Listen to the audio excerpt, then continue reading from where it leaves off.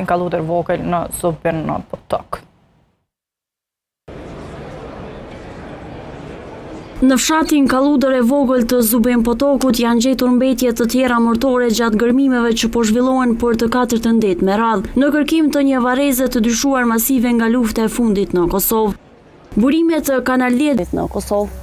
Sipas dyshimeve fillestare në këtë lokacion, mund të jenë mbetjet mortore të grupit të njohur si intelektualët nga Mitrovica, të cilët rezultojnë të zhdukur që nga 19 prilli 1999, megjithatë identifikimi i tyre dhe konfirmimi përfundimtar do të bëhen vetëm pas përfundimit të procedurave të zhvarrimit dhe ekzaminimeve mjekoligjore.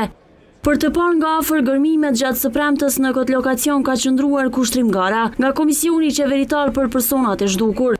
Gara nuk ka pranuar që të flasë për televizionin, duke thënë se është shumë herët për të ndarë detaje nga gërmimet.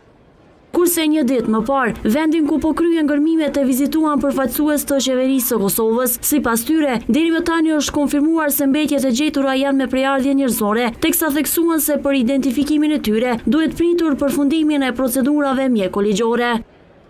Në vendin ku po zhvillohen, gjatë ditës së djeshme gërmimet i ka vizituar edhe kryeprokurori i Prokurorisë Speciale Blerimi Sufaj.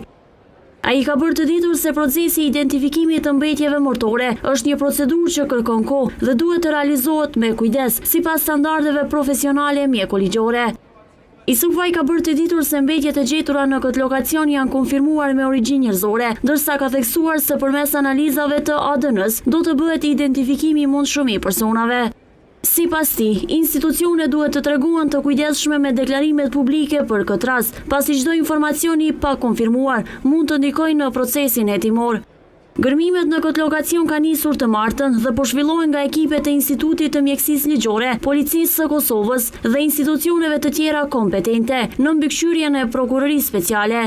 Procesi i kërkimit pritet të vazhdojë edhe në ditët në vijim, deri në përfundimin e të gjitha procedurave të nevojshme. Kanal 10 gjithashtu do të vazhdojë